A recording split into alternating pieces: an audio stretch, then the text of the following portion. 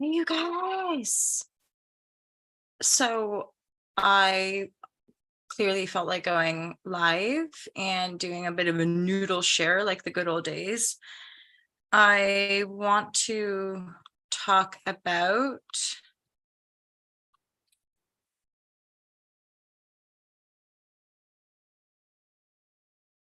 I would like to talk about why our economy as we know it is collapsing. And some of us might be aware that there are global powers endeavoring to kind of fix or shift or change the way we operate. Uh, so some of you guys know I've been on this sort of spiritual guided journey, and a big part of my own awakening was actually because my empathic heart always felt so bad for like poor people and like as a kid trying to understand. And so my awakening was like this sort of like very pivotal awareness of the corruption of our modern economy, as in it allows people to usurp the power and then use it for like not great means, especially things that like oppress people and destroy the planet. So as more of us continue to awaken to that heart of compassion, our values shift.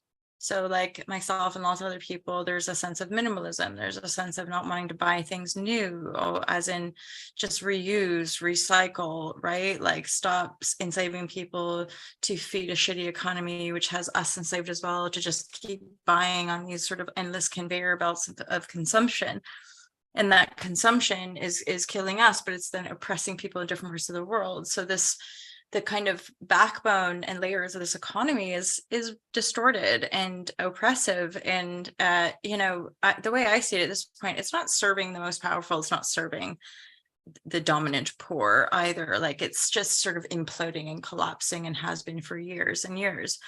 Part of the kind of purge of these great huge cycles that we're going to continue to see exhibited on the world stage are like, the way I see it is the manifestation of this sort of human consciousness awakening and evolution. So like as we change, so does the world. So more and more humans' value system is changing. And so the world is.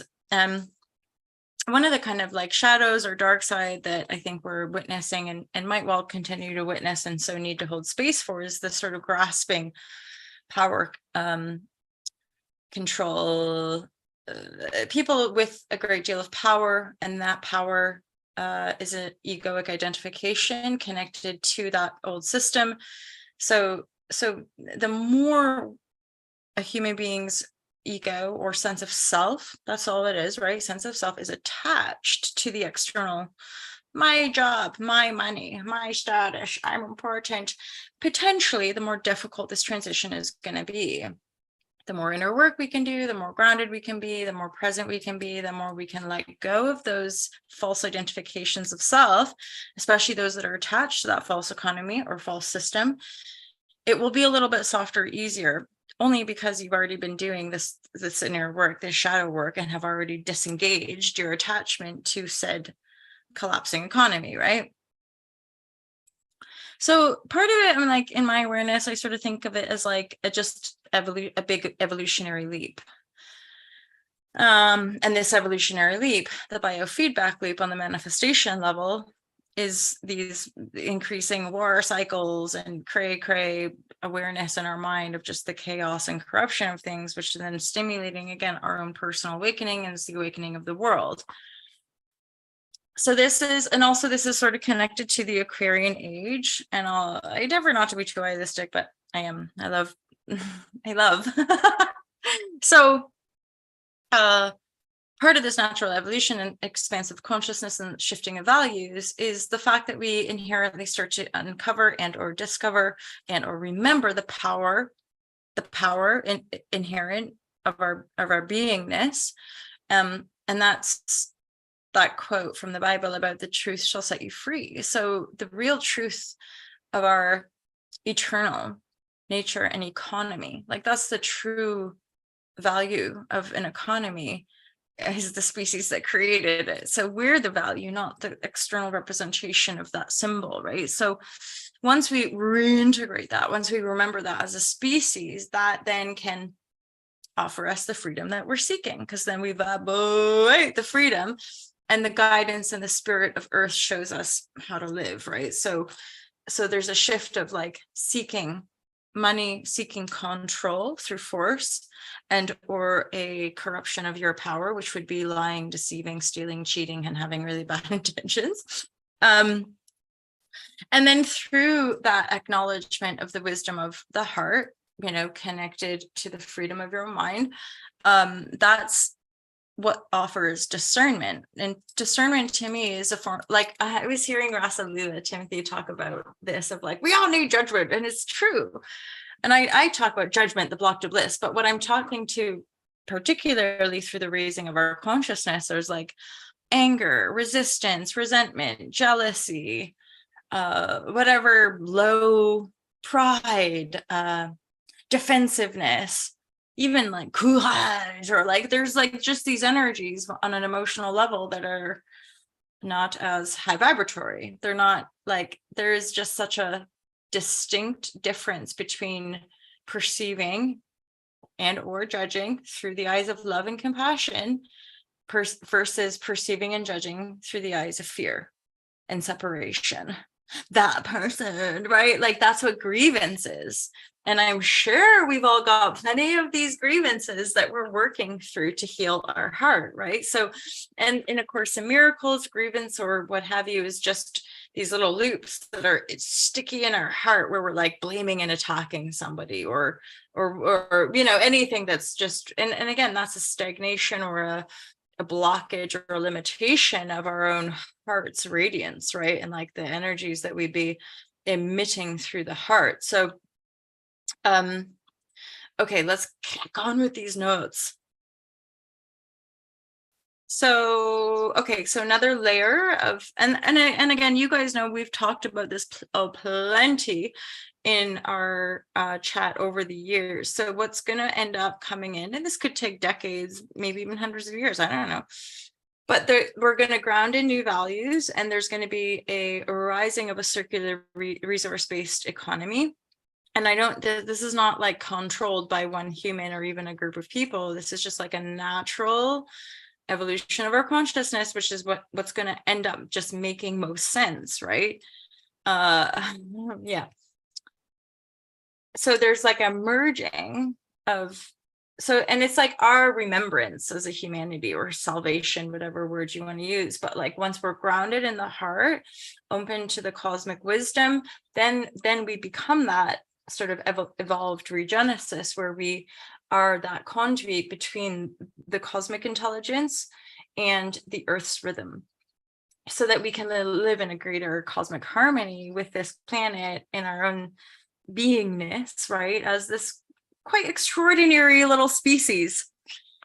So obviously a big part of this whole empathic evolution is emotional wisdom, having an awareness.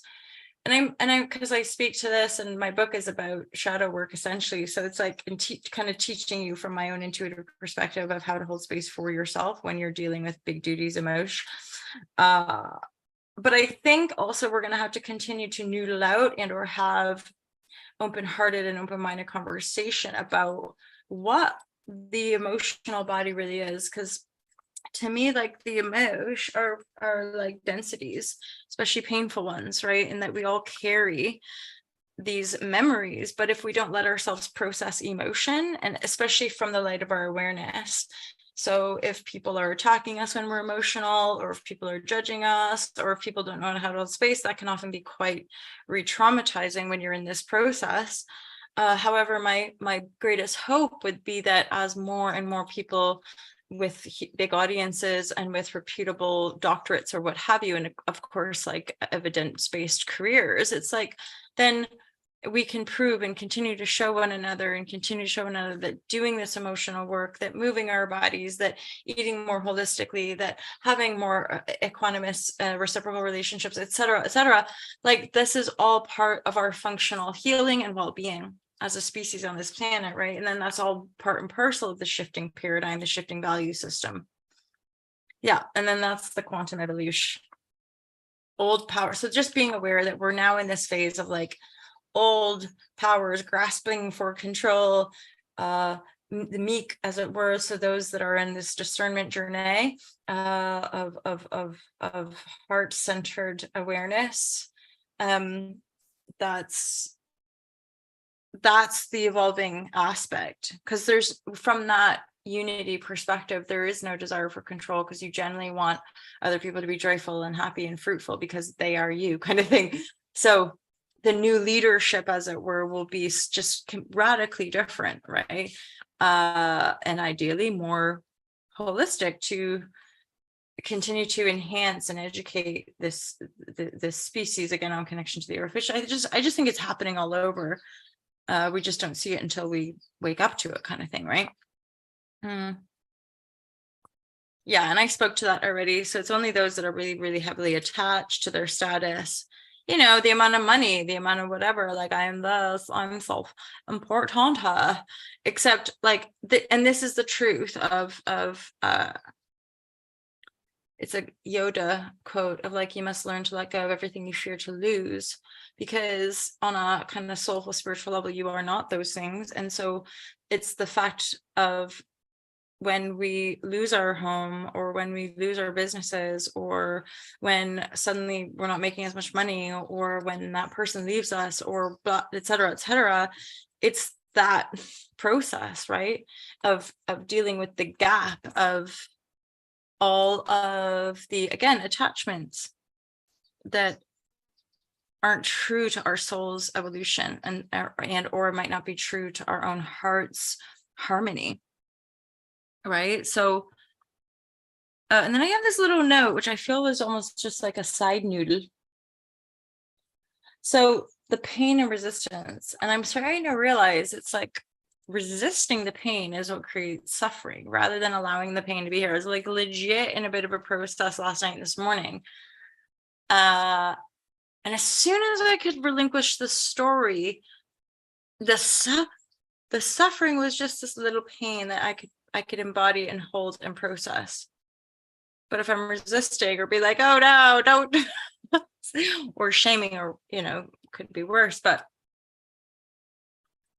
accepting pain, accepting conflict as part of this existence, I think, is a big part of our healing journey as well, to become more embodied and authentic in our co-creative exchanges. So my tummy is growling. It's almost 5 a.m. I have been awake for many hours. No, I woke up about maybe 3-ish today, but you can see the sky is getting lighter. Well, it's light actually, and the birds are chirping, and it's gonna be a glorious day. Do you guys remember these random expressions that would come out? Hey Mark, how are you? Wonderful to see you guys here. Let me know in the comments if any of this resonates with you. Really, really good to catch you live, Mark. I'll see you guys next time. I'm thinking again of reinvigorating maybe some Sunday soul sessions. The one thing that I appreciate, obviously Mark's a friend, and longstanding moderator and live share crew, and what was I gonna say? Oh, I think this could potentially work for me around the Zoom. Part of the kind of scaling back was just security reasons, right? But if I'm on Zoom, I can kind of scale back and then just tune in from time to time, because there's moderators helping with the live stream chat. That might be a really good way to safely go online, or go live. How nice is this mug, FYI? Look at this color, isn't it beautiful? I got this. This is handmade pottery. I'm pretty sure it's local. Not sure the artist. I know it was given it for my birthday. So have an amazing sleep well, my friend Mark. And otherwise, feel free to comment, share, like, subscribe. I appreciate all of you. And if you enjoyed this, give it a shout or share it around. Have an awesome sleep, depending where you are in the world. And if you're waking up to this, I wish you a really, really happy, joyful day. And I'll see you guys real soon. Holy Shazam. If anyone spotted that, clock in the background. My mom and I have been like, my mom lives next door.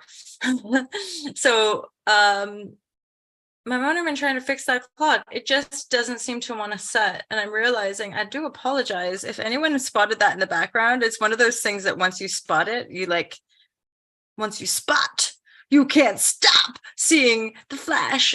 I guess I kind of drown it out because I don't notice. But whenever my mom comes over, she's like, I'm trying to fix that clock. I'm like, oh yeah, I mean, I live here, it's my house, but it doesn't bother me. But then it just did then. So I'm like, do you know what I thought of doing? Was just putting some tape over it. What do you think? Anyway.